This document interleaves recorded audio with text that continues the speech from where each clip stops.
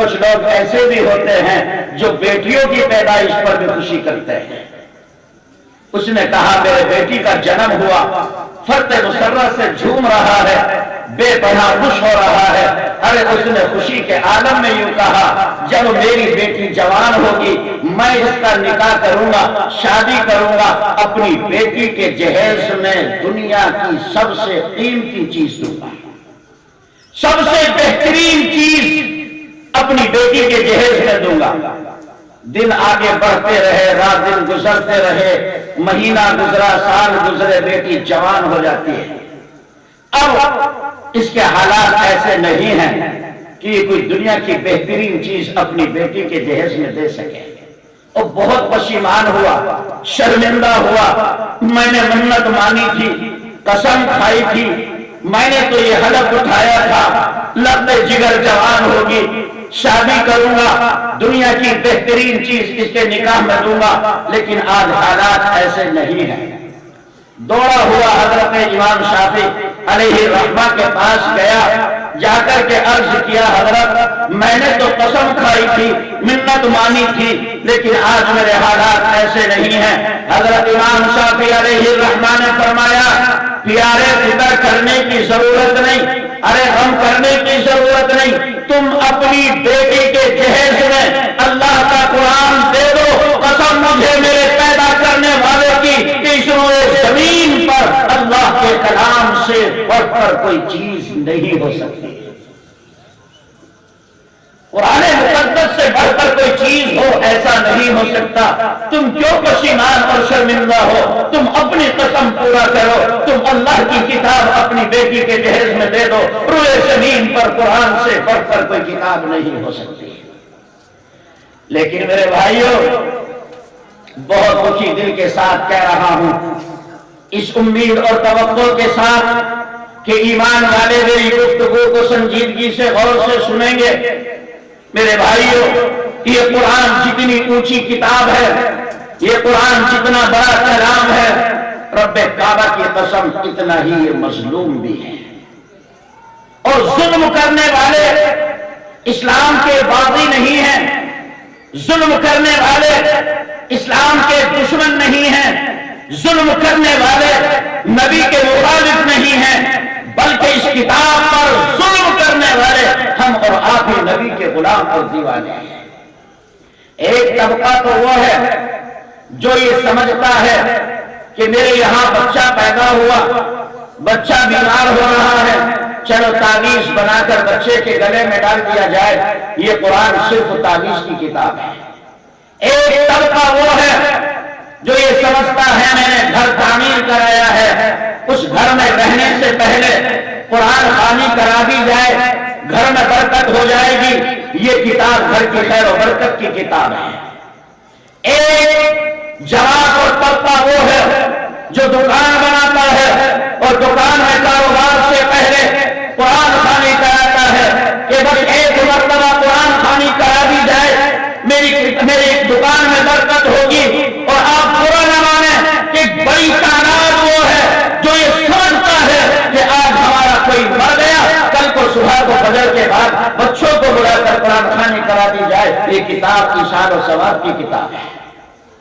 میرے بھائیوں میں یہ تو نہیں کہتا کہ آپ تعویذ بنا کر ڈالیں گے رب شفا نہ دے گا، میں یہ بھی نہیں کہتا کہ تم گھر میں اور دکان میں پڑھو گے رب برکت نہ دے گا، میں یہ بھی نہیں کہتا کہ مردوں پر پڑھا جائے تو ثواب نہ ملے گا، ارے ہاں مردوں پر پڑھو گے ثواب ملے گا، تعویذ بنا کر ڈالو گے شفا بھی ہوگی، گھر میں پڑھو گے برکت بھی ہوگی۔ لیکن یاد رکھو مسلمانوں، مجھے صاف طور پر کہنے دو یہ کتاب صرف تعویذ کی کتاب نہیں ہے، یہ گھر کی خیر و برکت کی کتاب نہیں ہے، یہ مردوں پر پڑھی جانے والی کتاب نہیں ہے، بلکہ یہ رب کا وہ آخری کلام ہے جو دستور حیات ہے، جو نظام حیات ہے۔ جب سے یہ انسان پیدا ہوتا ہے اور جب تک اپنی قبر کے حوالے ہوتا ہے، پوری زندگی کا نظام قرآن میں ہے۔ یہ تو نظام حیات زندگی کا دستور اور حیات ہے، یہ زندگیوں میں اتارے جانے والی کتاب ہے،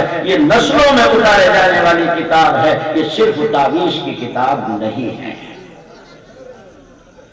جب سے انسان پیدا ہوتا ہے اور جب تک اپنی قبر کے حوالے کیا جاتا ہے، پوری زندگی کا نظام قرآن میں ہے۔ یہ تو اپنی اور نسلوں کی زندگی میں اتارے جانے والی کتاب ہے، یہ صرف مردوں پر پڑھی جانے والی کتاب نہیں ہے۔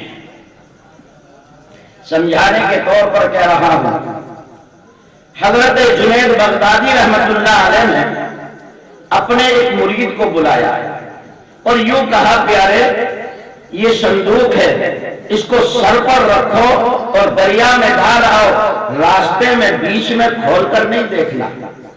بہت پکا مرید تھا، اس نے سر پر صندوق رکھا اور راستے میں کھولا نہیں اور دریا کے حوالے کر دیا۔ جیسے ہی دریا میں صندوق ڈالا گیا، فوراً دریا نے اپنی باہیں اس صندوق کے لیے کھول دی، اور ایسا لگتا ہے کہ شاید یہ پانی اس کو لینے کے لیے دوڑ رہا ہے اور یہ پانی آج خوشی سے جھوم رہا ہے، اور اس پانی نے اپنی آغوش میں اس صندوق کو لے لیا۔ اب مرید کی حیرت کی انتہا نہ رہی کہ حضرت نے ایسا آخر کیا رکھا تھا اس میں کہ پانی بھی اس صندوق کا احترام کر رہا ہے۔ واپس آیا اور کہنے لگا، حضرت آپ کا حکم تھا، میں نے کھول کر تو نہیں دیکھا، لیکن میرے شیخ یہ تو بتاؤ تم نے رکھا کیا ہے، کیا چیز اس میں تھی؟ پانی تو بڑا احترام کر رہا تھا، عظمت کر رہا تھا، اس کے لیے اپنی باہوں کو کھول رہا تھا، اپنی آغوش میں لینے میں خوشی منا رہا تھا، آخر یہ بتاؤ کہ اس صندوق میں ہے کیا؟ حضرت نے کہا، پیارے ایک راز تھا جو بتانا نہیں چاہتا تھا، لیکن تمہاری نگاہوں نے جو منظر دیکھا ہے، اب راتوں کو تمہیں نیند نہیں آئے گی، تمہیں بے چینی رہے گی، تم یہ سوچو گے کہ آخر حضرت نے کیا رکھا تھا، اس لیے تمہیں بتا رہا ہوں۔ حضرت نے فرمایا، میں نے تصوف پر صاف آسان لفظوں میں کہتا ہوں، یعنی پیر مریدی پر ایک کتاب لکھی تھی، مسلسل 12 سال تک میں وہ کتاب لکھتا رہا۔ 12 سال کے بعد کتاب مکمل ہوتی ہے۔ اب میں نے خیال کیا کہ اس کو دوبارہ پڑھا جائے، نظر ثانی کی جائے۔ چنانچہ میں نظر ثانی کرتا رہا، دوبارہ ہر حرف کو پڑھتا رہا تاکہ کوئی غلطی باقی نہ رہ جائے۔ 12 سال بڑی محنت کر کے میں نے نظر ثانی کی۔ زندگی کے 24 سال گزر جاتے ہیں۔ اب 12 سال کے بعد میں یہ سوچتا رہا کہ اس کتاب کو شائع کیا جائے نہ کیا جائے، امت کے سامنے اس کو لایا جائے یا نہ لایا جائے۔ آج 12 سال گزر جاتے ہیں، کل ملا کر 36 سال کا زمانہ ہوتا ہے۔ 36 سال کے بعد جنید کو یہ خیال آیا، جنید جب ہوئے زمین پر امت کے لیے اللہ کی کتاب قرآن ہے، تو پھر دنیا والوں کو جنید کی کسی کتاب کی کوئی ضرورت نہیں ہے۔ یہ میری 36 سالہ کمائی تھی جو میں نے پانی اور دریا کے اندر ڈال دی ہے۔ جب لوگوں میں اللہ کا کلام موجود ہے، خدا کی کتاب موجود ہے، اب امت کو قرآن کے ہوتے ہوئے جنید کی کسی کتاب کی کوئی ضرورت نہیں ہے۔ میرے بزرگوں، یہ قرآن مقدس یہ دستور حیات ہے، نظام حیات ہے۔ جب سے انسان پیدا ہوتا ہے اور جب تک اپنے قبر کے حوالے کیا جاتا ہے، پوری زندگی کا نظام قرآن میں ہے۔ آج مسلمان اس کو مردوں پر پڑھی جانے والی کتاب سمجھتا ہے، آج مسلمان تعویذ کی کتاب سمجھ رہا ہے۔ ہم نے کتنے لوگوں کو دیکھا، شادی کے موقع پر کھانا تیار کیا جاتا ہے، مسلمان عورتیں کہتی ہیں جلدی سے قرآن لے جا کر رکھ دو تاک میں، کھانا پورا ہو جائے گا، لوگوں کو کافی ہو جائے گا۔ ہم یہ سمجھتے ہیں کہ کھانا جہاں تیار کیا جا رہا ہے وہاں قرآن رکھ دیا جائے، بس یہ قرآن اسی لیے ہے۔ یہ تو نظام حیات ہے، بلکہ میں یہ کہتا ہوں ایمان والو، یہ تمہارے لیے آب حیات ہے۔ بلکہ میں یوں کہوں، غور سے سنو میری بات کو، یہ قرآن روح السماوات والارض ہے، یہ قرآن پوری کائنات کی روح ہے۔ جیسے انسان کے اندر روح ہوتی ہے، انسان چلتا ہے، پھرتا ہے، کام کاج کرتا ہے، جس دن روح نہیں رہتی، انسان کو کوئی انسان کہنے کے لیے تیار نہیں، اس کا نام لینے کے لیے تیار نہیں،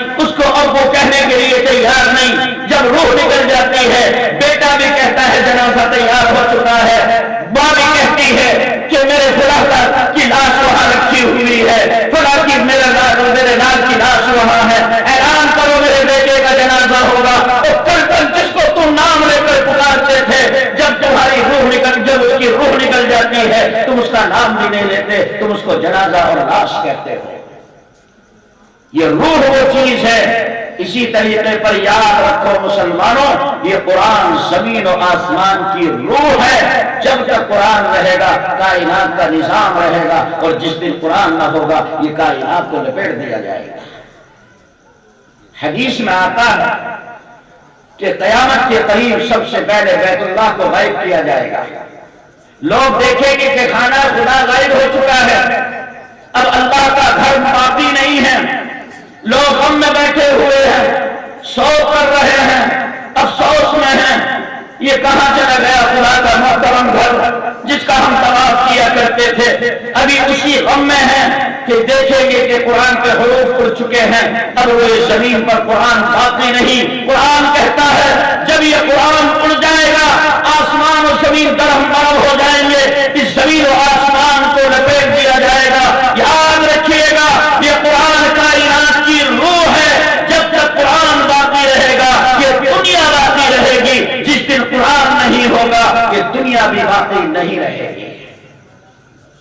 مسلمانوں، تم اگر اللہ کی زمین پر آزادی چاہتے ہو، اللہ کی زمین پر سرفرازی چاہتے ہو، رب کی زمین پر بلندی چاہتے ہو، عروج چاہتے ہو، تم یہ چاہتے ہو کہ دنیا میں دبدبا ہمارا ہو، تم یہ چاہتے ہو کہ دنیا میں ہم سر بلند رہیں، تو کہنے دو کھل کر نبی کے ہر دیوانے اور مستانے کو اللہ کے کلام کو اپنے سینے سے لگانا ہوگا، قرآن کو سر ماتھے پر رکھنا ہوگا، قرآن کو اپنی زندگیوں میں اتارنا ہوگا، قرآن کو اپنی نسلوں کی زندگی میں اتارنا ہوگا۔ یاد رکھ مسلمان، قرآن کو چھوڑ کر تو کبھی دنیا میں ترقی نہیں کر سکتا۔